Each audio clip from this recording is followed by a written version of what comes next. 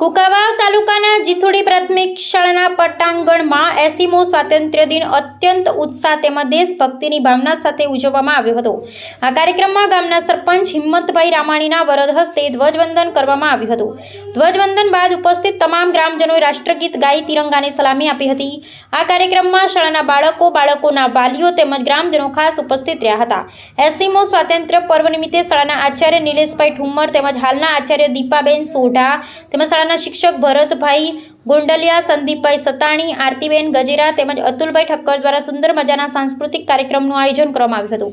શાળાના બાળકો દ્વારા અલગ અલગ કૃતિ રજૂ કરવામાં આવી। આ કાર્યક્રમને સફળ બનાવવા શાળાના આચાર્ય દીપાબેન સોઢા તેમજ શિક્ષક અતુલભાઈ ઠક્કર, ભરતભાઈ ગોંડલિયા, સંદીપભાઈ સંતાણી તેમજ આરતીબેન ગજેરાએ ભારે જહેમત ઉઠાવી કાર્યક્રમ સફળ બનાવ્યો। રિપોર્ટર પ્રકાશ વઘાસિયા, કુંકાવાવ। હિંમતભાઈ રામાણી, ગામ જીથુડી।